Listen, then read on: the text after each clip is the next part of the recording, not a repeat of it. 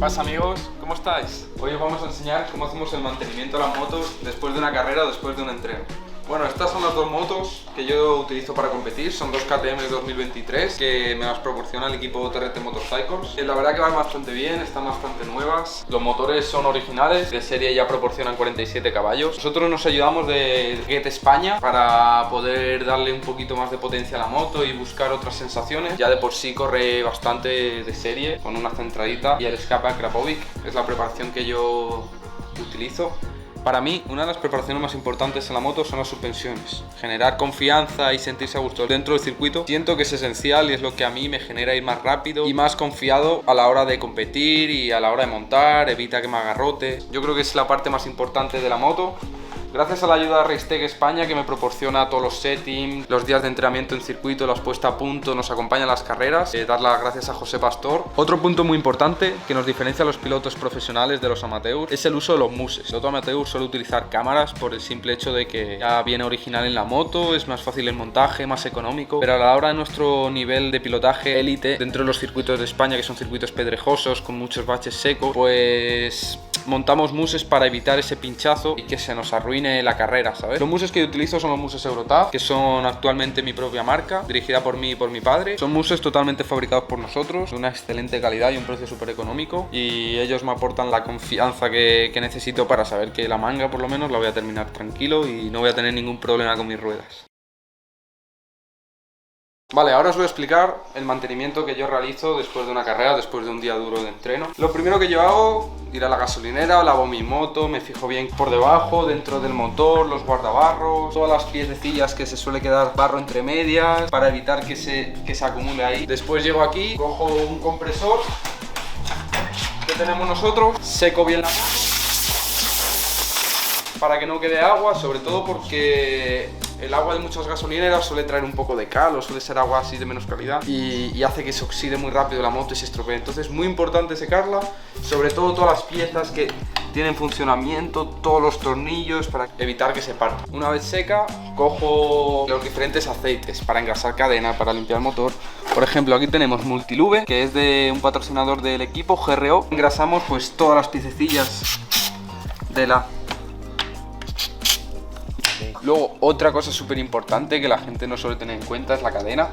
Es súper importante que esté seca después de haber lavado la moto y bien engrasada. Para ella cogemos el Chain Lube. Siempre lo aplicamos tanto en la parte de arriba como en la parte de abajo. Y la rueda, es súper importante girar la rueda en el sentido de giro normal, por el simple hecho de que la moto tiene un clic aquí, que es el clic de la cadena, que cuando nosotros giramos la rueda al revés, es muy posible que le demos un golpe con el guía de cadena y se desprenda sin que nosotros nos demos cuenta, y lo que puede generar es que lleguemos a un entreno sin el clip de la cadena, se nos salga la cadena y pues tengamos un problema.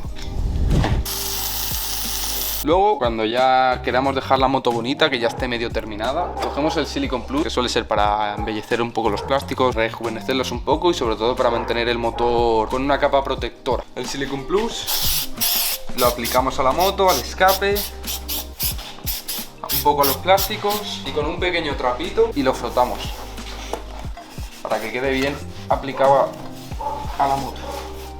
Listo. Una vez hemos echado 300 spray, es muy posible que desprenda sustancias que nos caigan en el freno de disco, por ejemplo. Para ello cogemos el contact cleaner y lo aplicamos tanto en los frenos de disco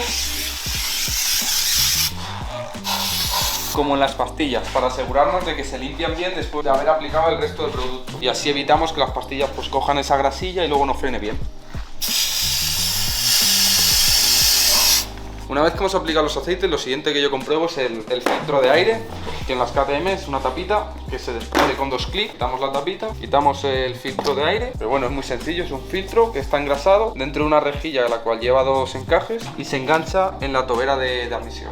Normalmente, para lavar la moto, siempre coloco una tapa de filtro para evitar que entre agua, para evitar estropear el mismo filtro. Cuando llego de cada entreno lo cambio, lo engraso bien con este producto. Cuando llego a entrenar, monto el filtro nuevo, cojo el foam filter, lo aplico sobre el filtro hasta que coge un color azul. Este filtro ya está un poco engrasado, por eso ya mantiene ese color. Compruebo que esté bien engrasado, todo esto sobre un filtro nuevo. Y una vez esté el filtro engrasadito, esté empapadito y listo, tanto por dentro como por fuera, lo vuelvo a montar. Me aseguro bien de que está bien encajado y listo.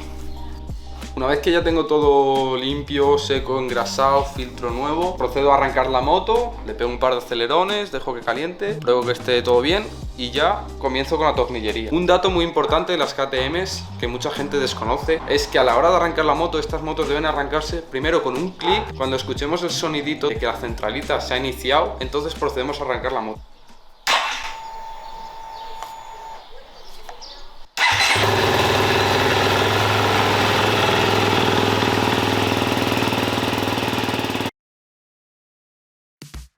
Ya la moto sabemos que arranca, tiene filtro nuevo, engrasada perfecto. Ahora, a mi nivel, súper importante que la moto esté bien apretada, bien ajustada, porque la vibración, la velocidad, los impactos fuertes hace que se afloje muchos tornillos, pues que luego los perdamos, luego se te cae un trozo de plástico, luego la rueda coge juego y se te rompe los rodamientos. Para evitar este problema, siempre que llego a entrenar tengo como una pequeña rutina. La primera parte ya la he enseñado, la segunda me centro en la tornillería y la forma en la que reviso la moto siempre empieza desde adelante hasta atrás. Comienzo desde los radios de la rueda delantera, toda la tornillería, termino en los radios de la rueda trasera. La KTM se centra en 3 llaves principales, que suele ser la 8, la 10 y la 13. Y esta es la T45. Comienzo por los radios, que utilizo la llave que te trae la moto original, que trae una 10 y una 7. Empiezo desde el freno de cubierta, compruebo que el freno de cubierta está bien apretado y a continuación cojo la otra parte de la llave y empiezo a revisar todos y cada uno de los radios.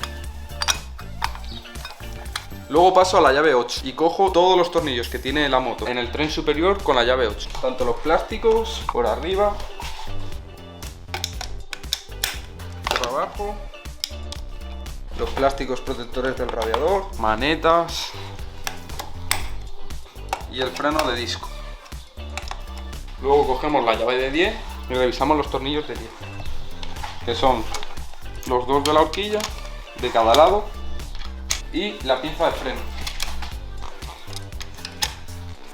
Otra parte muy importante de la moto son las tijas. El problema de las tijas originales de KTM es que tras 20-30 horas de uso empiezan a aflojarse. Aunque tú aprietes los tornillos, además que estos tornillos vienen con una presión de newtons exacta con la que hay que apretarlo, aunque los aprietes la barra se suele mover en dirección hacia arriba, hacia abajo, y pues eso nos causa una sensación distinta en la moto. Entonces es muy importante que con una dinamométrica, que es una llave como esta, coloquemos la presión que nos pide la tija. En este caso en la parte superior nos pide 17 newtons. Para ello, para evitar que se nos mueva la horquilla, podemos aumentar un poquito más. Si en este caso nos pide 17, podemos colocarlo en 20, sobre todo que la parte superior de arriba puede estar más apretada porque no afecta al funcionamiento de la suspensión. Entonces lo pondríamos en 20 newtons y la parte de abajo tiene 12 newtons. La parte de abajo, si la apretamos mucho, sí que afecta al funcionamiento de la horquilla porque comprime el interior y obliga a que baje y suba forzado.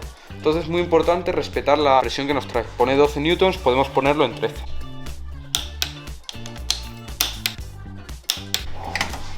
Otra cosa muy importante que la gente no tiene en cuenta es que las horquillas, tras el uso y el sobrecalentamiento, retienen un aire negativo, el cual tenemos que quitar para que no se contraiga y no coja una dureza la horquilla. Para quitarlo son 2 tuerquecitas que trae la moto. En mi caso yo llevo un conversor de aire-aceite, o sea que mi moto no es como viene original, y trae un tornillo plano y en el otro lado trae una llave de Thor pequeñita. Los quitaríamos, se purgaría el aire y volveríamos a presionar el tornillo. Después pasamos a la parte del motor. Cogemos nuestras 2 llaves, la 8 y la 10, y empezamos. Todos los tornillos que veamos de la llave 8, todo súper importante. De un lado pasamos al otro lado. Cuando hayamos terminado todos los tornillos de la llave 8, cogemos la llave 10 y lo mismo. Pasamos al otro lado, aquí. Y por último, la T45, que sería para los tornillos del motor y para los tornillos del subchasis. Por último, la parte trasera de la moto, y tenemos varias cosillas a tener en cuenta. La primera, apretamos el escape. Luego venimos aquí abajo, revisamos los plásticos de la moto, que estos se suelen aflojar bastante. Pasamos a la parte inferior de la moto. Nos venimos aquí abajo y revisamos los tornillos de la bieleta, que son una llave 19 en el caso de la KTM, tanto adelante como ahí atrás. Esta es más complicada, así que cogeríamos una llave plana. Y listo. La KTM 2023 viene con un pequeño defecto de fábrica, que es que el amortiguador tiene dos problemas. Tanto que el tornillo del amortiguador se afloja, como el mismo amortiguador interior se afloja. Por lo que yo he dibujado una pequeña señal ahí, que no sé si podéis verla, que pinta una línea tanto arriba como abajo, para comprobar si después de cada entreno se ha movido o no. En este caso no se ha movido. Y ahora procedo a apretar los tornillos de arriba y el de abajo. Los tornillos del freno con la llave 8. Venimos a los tornillos del plato. Es súper importante después de cada entreno revisar bien que los tornillos del plato no se han aflojado. Para ello yo utilizo una llave que hemos fabricado, que son dos llaves de 13, tanto adelante como atrás, para alargarla un poco, nos sea más fácil apretar el tornillo y evitemos cortarnos.